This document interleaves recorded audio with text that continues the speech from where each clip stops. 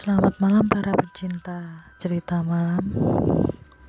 Malam ini saya akan menceritakan cerita tentang pengalaman pribadi saya pada tahun 2019 silam.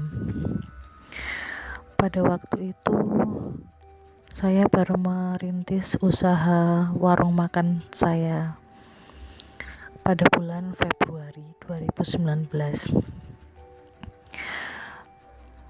Ini kejadian pada hari ketiga pada pukul 11 malam. Ketika itu pengunjung hanya beberapa orang saja, sampai akhirnya tinggal saya sendiri di warung makan. Pada saat saya masih menunggu warung makan saya, kebetulan saya tutup pukul 2 malam. Untuk menghilangkan rasa jenuh saya menonton film-film horor yang sudah saya download di handphone saya yang udah saya save di handphone. Pada waktu asik-asiknya menonton, tiba-tiba terdengar suara perempuan ketawa pelan banget, gimana ya, seperti berbisik tapi dia ketawa gitu di sebelah telinga kanan. Begitu saya menoleh, gak ada siapa-siapa. Oke, saya lanjut lagi nonton filmnya. Masih berselang 10 menit, suara itu terdengar kembali tapi di telinga kiri saya. Saya menoleh, tidak ada siapapun. Akhirnya saya nyeletuk, jangan ganggu-ganggu. Kalau ingin nonton ya nonton aja sekalian, jangan ketawa-ketiwi berisik. Aku bilang gitu. Tidak berselang lama, suara itu tadi hening, tidak ada suara apapun. Akhirnya datang satu orang pengunjung untuk menikmati segelas kopi. Dingin ya mbak? Sepi. Tumben jalanan gak serame seperti biasanya. Iya pak, tumben. Biasanya jam segini banyak orang ronda sama anak-anak muda-mudi yang pada gak bisa tidur gitu ya pak.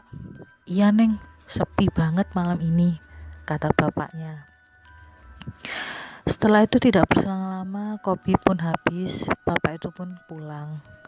Ketika itu waktu menunjukkan pukul 12:30 malam. Kejadian terulang kembali. Suaranya seperti hihihihihi, tapi pelan sekali, gak begitu jelas, cenderung ke sayup-sayup seperti itu. Saya diam sambil bergegas mau tutup warung makan sambil merapih-rapikan, masukkan dagangan-dagangan ke etalase, kerupuk, botol, kan rencana udah mau tutup. Pas mau tutup pintu bagian dapur, saya melihat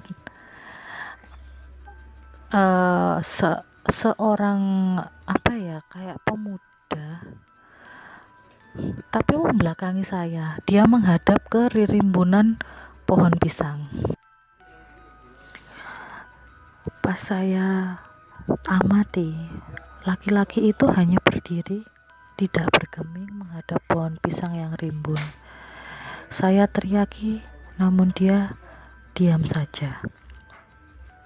Akhirnya saya inisiatif karena saya orangnya jahil atau gak sabaran ya, orang disapa kok diam aja. Saya pukul atau saya timpuk pakai batu bata yang separuh yang udah kepotong itu.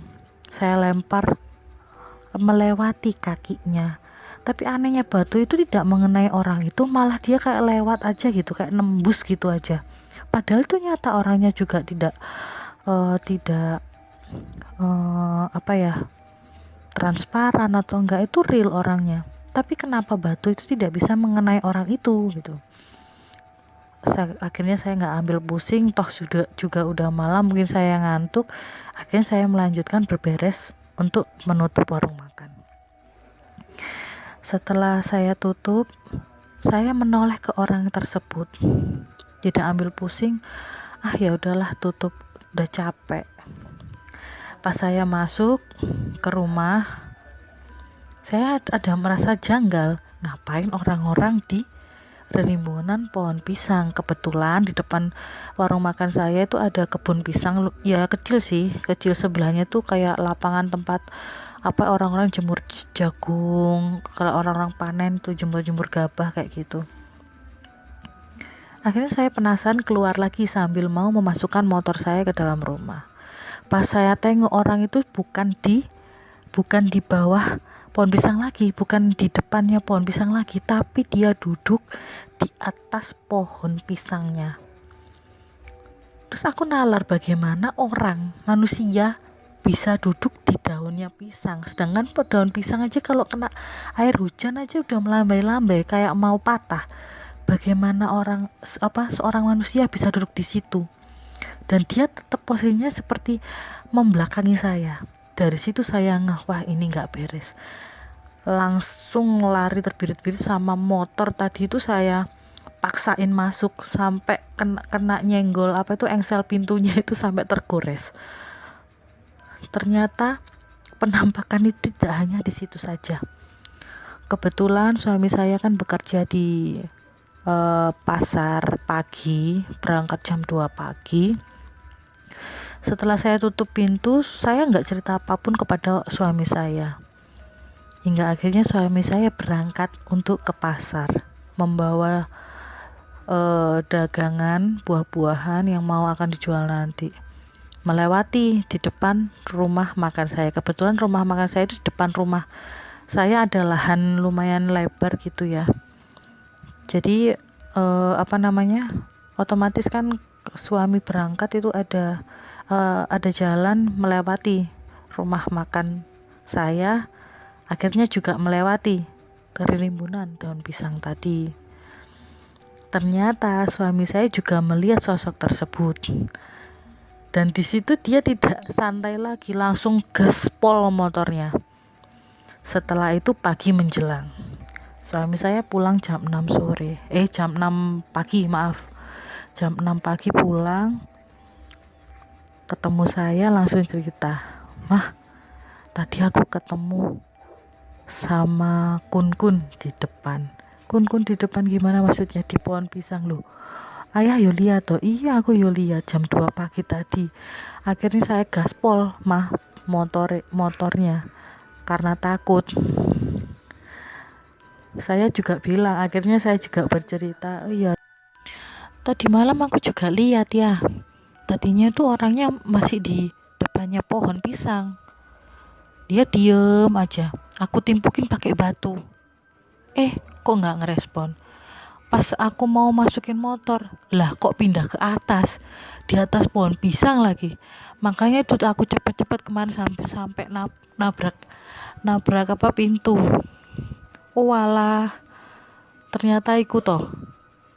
Tadi malam kamu buru-buru masuk rumah." "Iya, ketemu si dia," aku bilang gitu.